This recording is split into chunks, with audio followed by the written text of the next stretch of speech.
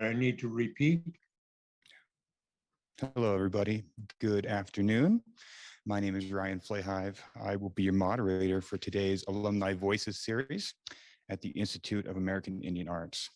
This is the first of a 6-part series, one program for each decade of our 60th anniversary. Our next program will be on the same channel at 12:15 on May 25th, and we will be covering the 1970s. Before we get started, I would like to read the IAIA Land Acknowledgement. The Institute of American Indian Arts respectfully acknowledges that it is located on the traditional Puebloan lands of the Tanoan and Kara-speaking peoples. We honor and thank them for their graciousness as stewards of the land. Today's guest is traditional woodcarver, jeweler, and designer Nathan Paul Jackson, who attended IAIA from 1962 to 1964 as a postgraduate student. Jackson was born into the Sockeye Clan of the Raven side of the Chilkoot Tlingit tribe. Raised in the Haines area of southeast Alaska, Jackson primarily learned about his Tlingit heritage from his clan uncle and grandfather. After serving in the military and working as a commercial fisherman, Jackson attended the Institute of American Indian Arts. While at IAIA, he specialized in fabric design under Lloyd Kiva and printmaking under Seymour Tubis. Upon completing his education at IAIA, Jackson embarked on a successful art career that continues today at his studio in Ketchikan, Alaska. Jackson was awarded an Honorary Doctorate of Humanities from the University of Alaska Southeast in 1988. Thanks for joining us today, Nathan. Well, thank you very much. I just want to say a few words. My Tlingit name is Yehiadi, which means raven child. And so, well, raven child, you can either call me that or call me Raven Baby, one or the other. So Well, anyway, one of the things that happened in the starting of my career was ending up in a hospital in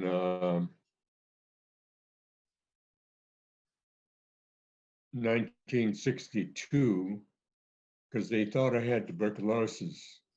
And so in that, while I was there, I ended up, before that time, my uncle, well, my great uncle's stepson taught me how to carve little tiny miniature totem poles like this.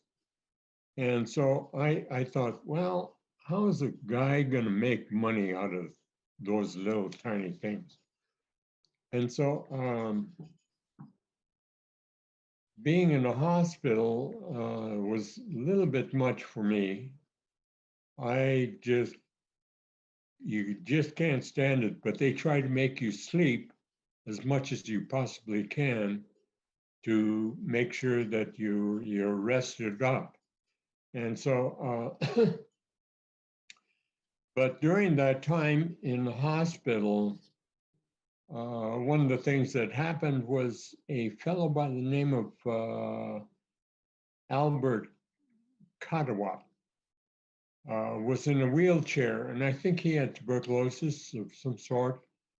And but he did some fine drawing, just amazing drawing of a portrait of a man, and it was done out of his head. And I thought, wow, this is great, super drawing, just really. So I thought, well, I wonder if I could do that. And so I went ahead and started drawing. I did a drawing that of a man, and there was subject matter was really hard to come by, but there was a native newspaper called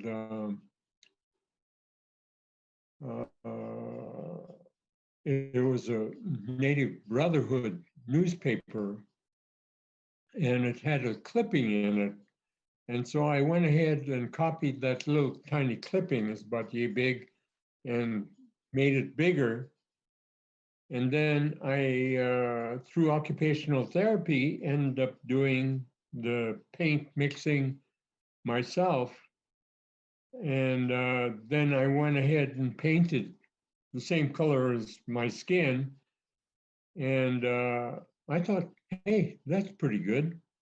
Then there was a drawing of an old girlfriend. She had a little wallet-sized picture of herself.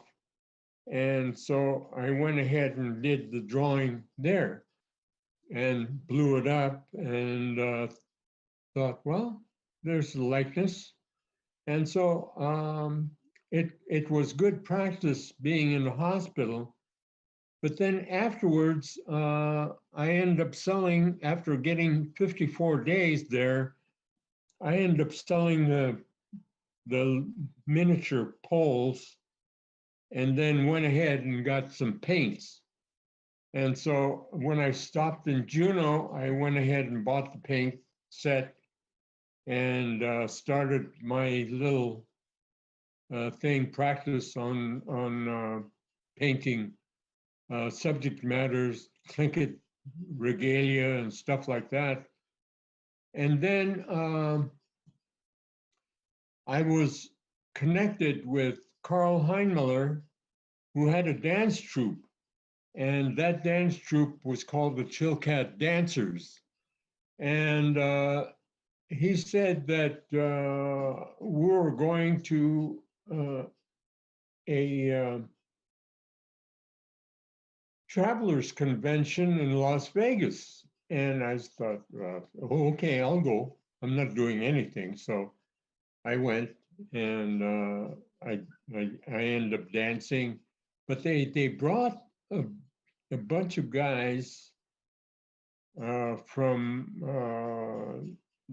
the Institute of American Indian Arts, brought up to Las Vegas to help dance, and then we reciprocated and went down to Santa Fe to say thank you for sending these guys up to help dance.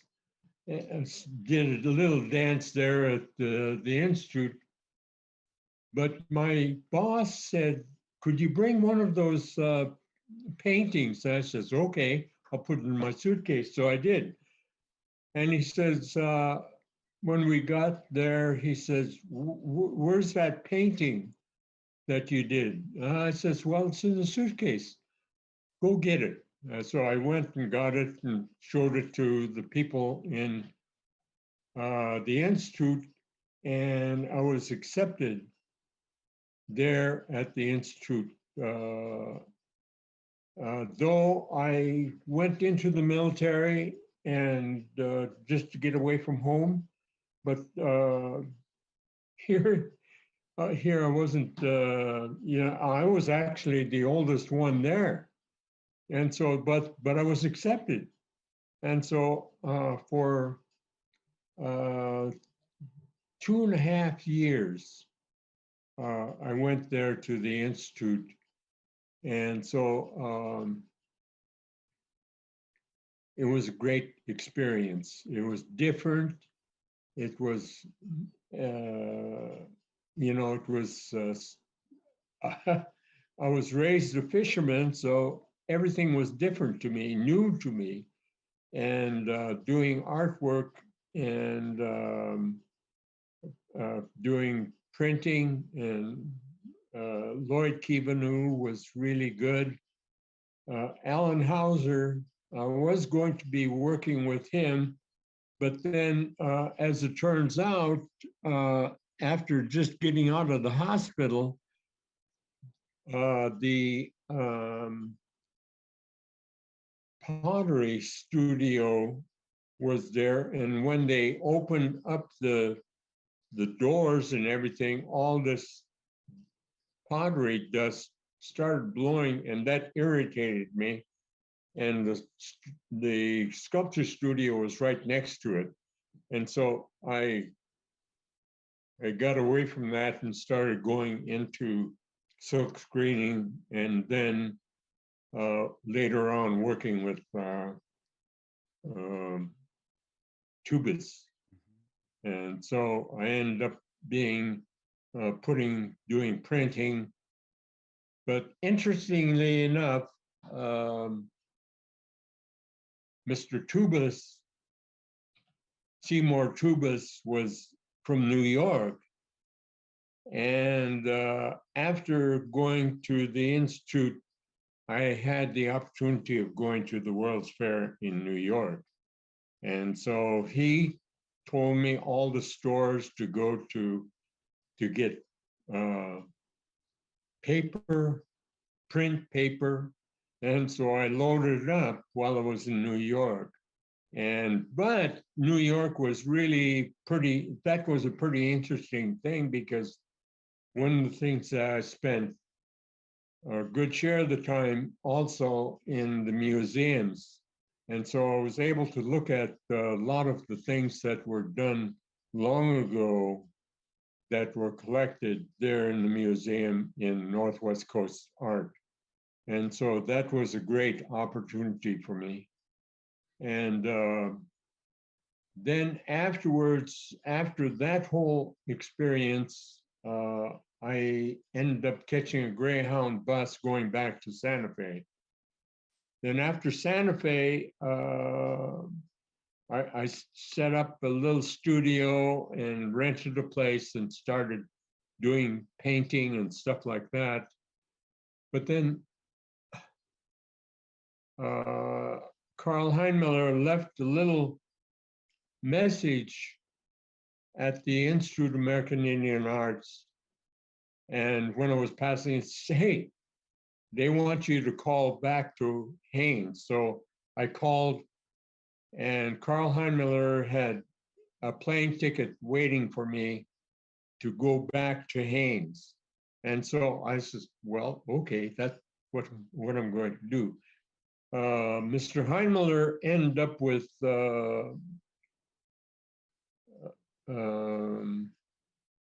manpower development training program funds. And so he started a little kind of a school going on. He wanted me as part of the teaching program in block printing and silk screening. So I went ahead and did that, and I was paid as an instructor. I felt awkward because one of the things that happened was my uncles and my members of the community were older than I was, and I was the young instructor there in Haines. And but there was one thing that happened was they brought in a lot of people to teach. One of them was in jewelry engraving, and so I picked up jewelry engraving, and then a lot of the carving, and then also a well-known teacher in Northwest Coast Art, that was Bill Home. And Mr. Home gave lectures and slide presentations, and then showing what two-dimensional art was all about. And I had an idea that the Northwest Coast Art had some certain rules to it, but he broadened my thought on the matter, and I was able to carry it from there. And then Karl was doing some carving, But then I thought, well, maybe he's kind of missing the boat a little bit as far as carving. And one of the things that I asked Mr. Home was how to do the adzing the, with the ads. And he demonstrated that to me and gave me let me use his tool to go ahead and copy what he was doing. Well, one of the things that I did was also in copying, I learned how to do the dance. And so I was fairly copying and trying to remember and retrack in my mind what I saw the old timers do. And in fact, at one point, they started doing dancing for money to raise some money on 4th of July. And they were on a big flatbed truck and they were doing that whole thing. And I thought, well, I was going to be with my buddies, but I found that my buddies were just in the crowd, just standing around doing nothing. And I was up there dancing like crazy and was having a real good time. And I thought, well, this is what I'm going to end up doing. And so that's one of those things that I thought, well, my buddies, they're doing their thing, I'm doing mine. And so I had a real good time. And so that carried over quite a bit. And my experience in New York was a little bit different because one of the things that they had me do was dance up on a platform, and people would come, but then they realized that, hey, that must be just the show. After the tape ran out, then that's the end of the show. But nobody would come into the turnstile. And so in that whole business, I ended up being a barker. So what I'd end up doing is talking to the people that were coming through and telling them, yes, ladies and gentlemen, come over and see the Alaska Village for only 25 cents. There was 25 cents to the turnstile. And people would be coming through, and then they couldn't come to the village, but then I'd mentioned something like especially when the little kids come around, I'd say, well, there's little black bears that were born recently here, and then there's deer over there, and talk to the Indians while they're carving 40-foot totem poles and that kind of thing. And so that's what I did. But let me see. Nathan, can we back up a little bit to your time in Santa Fe? Yeah, my time in Santa Fe was spent learning how to extend myself in drawing and also painting and laying out designs and stuff like that. And so that was pretty good. Even going out on field trip type things to practice drawing and practice painting with Alan Hauser. But one of the things that I was afraid of was a rattlesnake. I've never seen one. And fortunately, that, for me, that was, I've never seen a rattlesnake and I don't want to see one. And, but the Institute, one of the things that I realized that not only the guys that were from Haines that went to the Wrangell to the Institute of American Indian Arts were people that were involved in music. And one of them was my cousin who played piano. And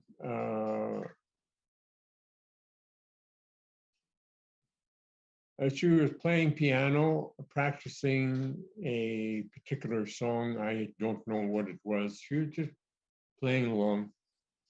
And I said, hey, do you know a song called Sentimental Journey? And so she started playing it, and I started singing it. And I said, wow, I know that song. I'll sing it. So I sang it. And she said, wow, that's good, Nathan. That's good. And Georgina Paddock was the person who played the piano. And so then I ended up with a guy who played guitar, and that was Ken Norton. And Ken Norton was, I just couldn't believe it. He was really good with the guitar, but he did jewelry. And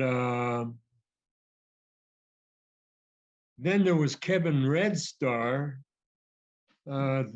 This guy played the drums, and so he was pretty good. And so I had these guys, sometimes when they had hootenanny type stuff, I'd learn a song, and then I'd sing it. And during that time period, I ended up learning about 60 songs. The people would bring in words to a song. I don't know that song. I don't know that. And they'd write the song down. This is the way it goes. Or I can bring in a recording of it. And so I'd have to learn the song. So I do the song. And so that was one of those experiences that I had during my time in the Institute of American Indian Arts. And wasn't too often at home that I ended up singing.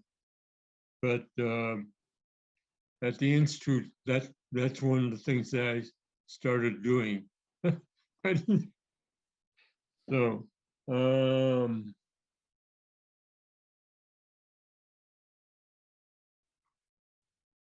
trying to think.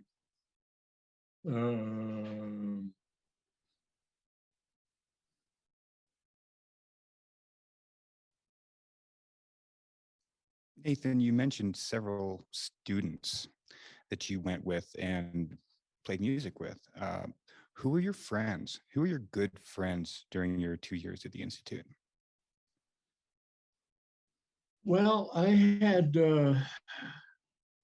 there was Chuck Goodwin, Walter Porter. Those were there was some that had to be kicked out of the Santa Fe. And so I was very careful making sure that I wasn't kicked out because it was a pretty good deal as far as, as far as having meals, doing regular details and that type of thing. I was willing to do that. There was no problem. And the good friends, I think the friends that I had were like Ken Norton. He played guitar. And so he became a very good friend. And but for the most part, it was more doing the artwork. I spent more time doing artwork, doing drawing, testing myself, and also working with the instructor. And so that's just the way it was. I didn't have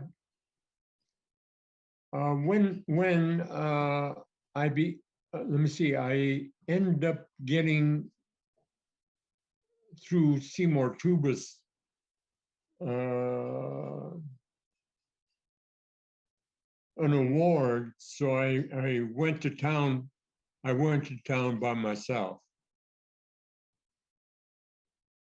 In the military, I had some good friends, but they weren't really their close buddies, okay? But never a real close friend. No, when you have a friend, it's somebody that you confer with, somebody that you can be able to talk to about what you are doing and all that kind of stuff. But it seems to me that I didn't have that. The only thing that I like when I went to town by myself. And when I went to town in Santa Fe, I wanted to, when I got some money, because I didn't have any. But when I got that award, I went to town to celebrate. And I asked the guy in town, when I walked to town, I says, where is the best Mexican restaurant? So I went to the best, he pointed out to me, and so I asked the waitress, I says, what's the most favorite food that you have that people order a good share of the time? Because I didn't know what was, what they ate. And so that's what I did. Some of that stuff snuck up on you. So I ate it all. Then I found a Chinese restaurant there in Santa Fe, and I went there instead. But So easy. the award that you won, can you talk a little bit more about that award? Yeah, it was called Kushtra.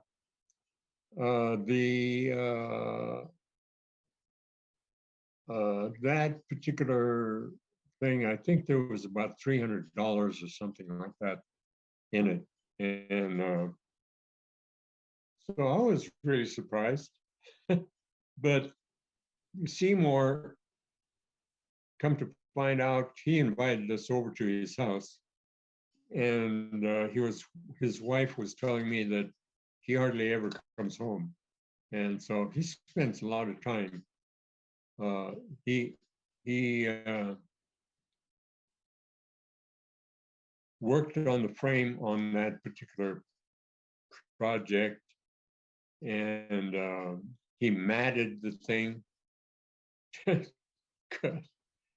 and got the glass and everything. He just it was called the Arizonian Award. So the Scottsdale, from Scottsdale. Mm-hmm. So, it's great. yeah. Thank you for sharing that story about Seymour and his influence. Who were the other influential instructors at IAIA that stayed with you? Yeah, the one that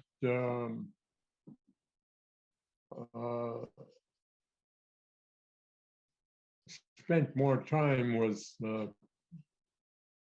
Lloyd Kiva, and because he was printing stuff, and then I also helped him get set up in a little place, and he kind of paid me for helping there. And so, but then getting back to New York, one of the things that happened also was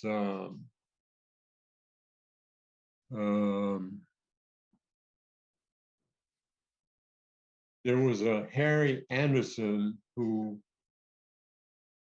was the chief editor and director of Interior Design magazine, who put some artwork from the Institute into his magazine. And when he did that, I had curtains that I did designed with in it was probably the Interior Design magazine was able to take it. And then afterwards in New York, Mr. Anderson took me all the way through New York at Waldorf Astoria, the athletic club, and also the Playboy Club. And so, I mean, plus the ride around Grand Central Park on a buggy ride. And so I had a pretty good time even at his house. So that was pretty good. What about other classmates? Other classmates that you made art with? Who was in the studio with you? I think one of the gals was a pretty good drawer, and she also kind of plugged into doing portraits. And so she was pretty good. And we kind of, she was from, her name was Alexandra Backford.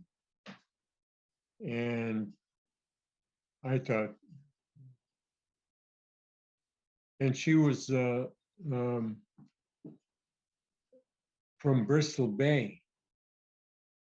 So, I mean, she understood fishing and that type of thing. So I thought, well, maybe we could be friends.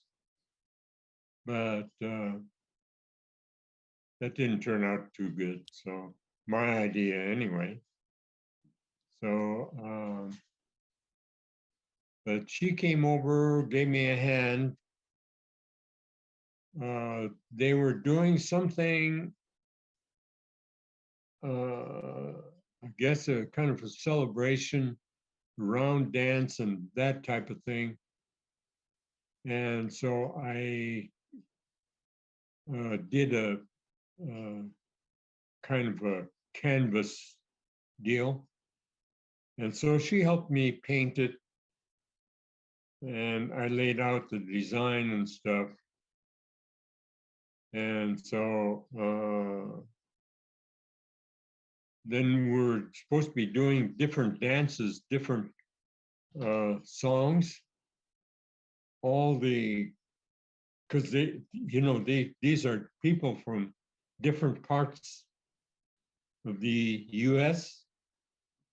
And so that's what we did for this one celebration, round dance and all that kind of stuff all night.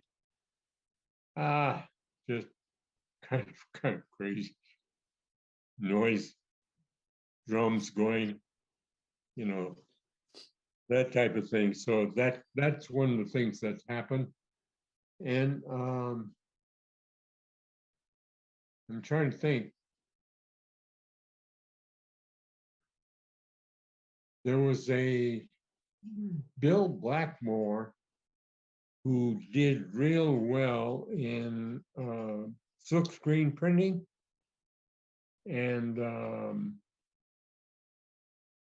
so working in designs. He worked pretty late too. He worked long hours. And so that's what he did. And so, I mean, there's a limited amount of time that you can be able to do stuff during the day.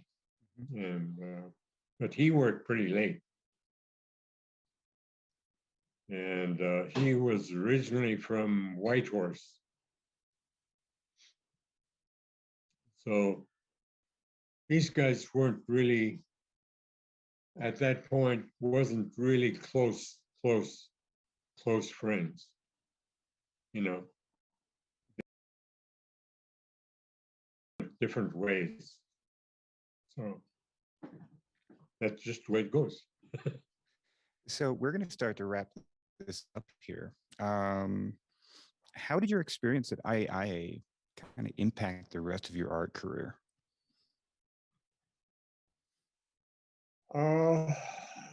Well, when it comes to fishing, that kind of erased that whole business idea, because that was one of the things that I wanted to do.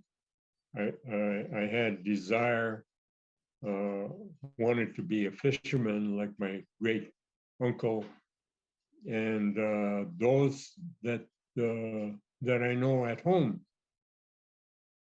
But that experience has turned out to be a little bit different because it was doing things with my hands. And I figured, well, okay, if I can be able to do things with my hands, I can make a living.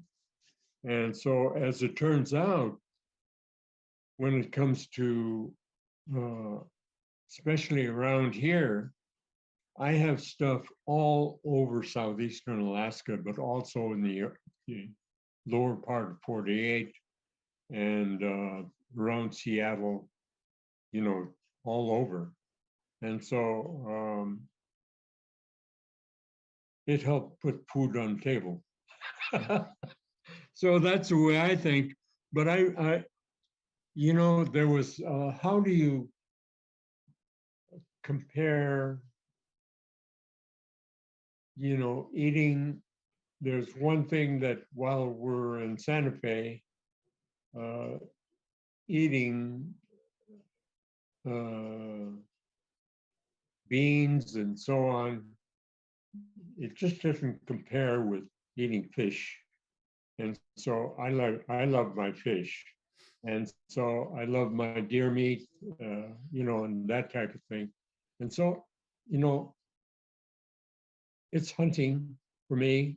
I enjoy being out there and doing what I can to be able to get food. But at this point, you know, I'm not young anymore, and so they're just. And then I come to find that people can be able to get food for me, being an elder, you know.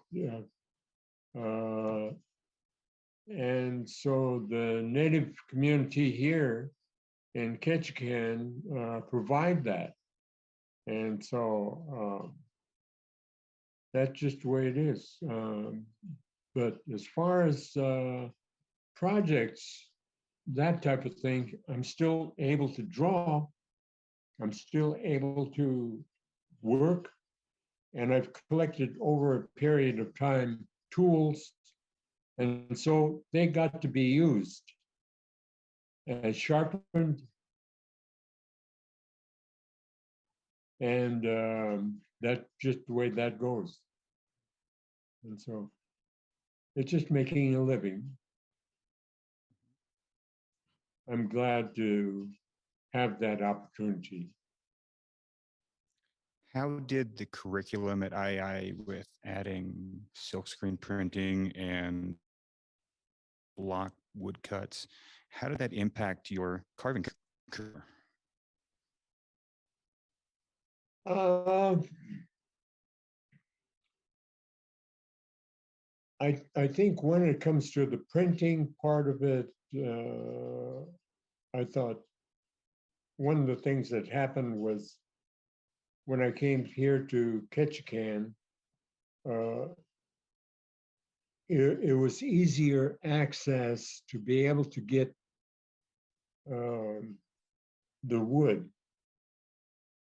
And so to me, the wood is fairly inexpensive but plentiful around this area. And so I still have that print paper, that rice paper that I haven't really used too much. So it's kind of a shift of gears. You take your what seems to be the best thing to do. And so when it comes to carving and that type of thing, the only thing that I feel is laying out patterns, understanding what it takes to do a job, looking and studying artwork. And so when it comes to books, looking at some of the old material and what some of the better artists that have done work in the past uh, plays a very important part in being an artist. And those guys uh, didn't have a sketch pad, you know, and I don't know how in the world they I mean, if they did anything, it was in a small model first, and then went ahead and did the bigger projects. But it shows me one thing, that drawing plays a very important part in uh, in the starting phase of art, and so that to me is important. Great, great. Well, we have a couple minutes left, but there are a couple questions that are coming in from our visitors. The first one is, could you please talk about your career as a teacher in higher education?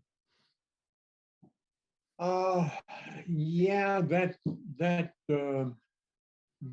part of it, I realized that I taught in block printing, manpower development training, but also I was called upon here in Ketchikan to teach uh, a few carvers to start up a project. And this was set up by a museum uh, director, and with a fellow who is working with the native community here in Ketchikan. And so that was pretty good,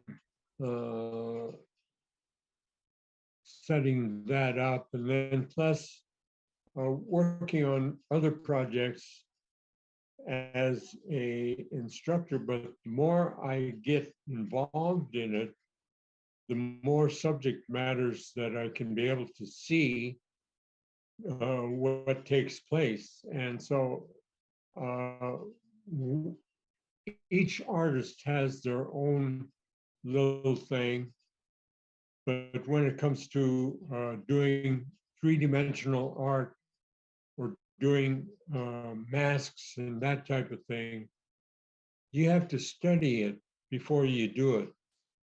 And so that becomes very important. And I try to point out some of these things, but also sometimes I kind of miss both as well. I'm not in looking at people who spend a little time drawing and find themselves wanting to be a carver, they get the knives and the tools for their job, but then they realize that they have to do the drawing first, and that's black and white. So that becomes pretty important. Yes. One more question for you. Could you elaborate a little bit more on your relationship with Lloyd Kiva?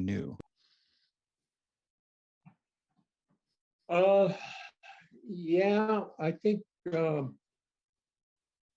it's pretty interesting because one of the things that I hear him mention in some of his talks and so on, or write-ups, mentioning my name and so on. But it's understandable that there are very few people that have kind of worked under him that have come to the top.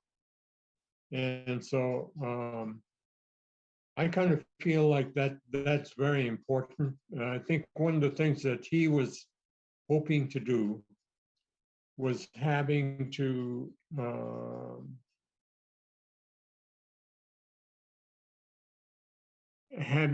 go maybe another direction, like contemporary version of art. And so being that his idea was a real interesting idea that my son has picked up also. And so I kind of believe that, you know, art is art, and it's something that people appreciate. And what he has done in terms of printing in Scottsdale, Arizona, shirts, jackets, clothing. It was just great inspiration to other people who have seen some of his work. So when he explains some of these things, it takes a new version of artwork. And so the new version is going one step ahead of everything. And so that's just one of the things that I kind of believe that Lloyd has done. And but I have a tendency of going right back to the old traditional stuff. And so it's just stuff that has been done. And I look at it as, well, one thing can be done with the same old idea, but a little bit differently. And so that's just the way I feel. So that's kind of hard to take, but you know, it's just the way it is. And we in Tlingit country and Haida country and Tsimshian country have a particular style, and it's different than any other. And so you'll find that most of those people that have done this have their own particular style and get called upon quite a bit. So Great. Wonderful. Well, this has been great. Thank you very much for joining us today, Nathan. We really enjoyed listening to your stories. Yeah, well, I appreciate it very much too. You're very welcome. To all of you out there, thank you very much for tuning in. And we hope to see you on May 25th at 12:15 p.m. Mountain Standard Time. Have a great day.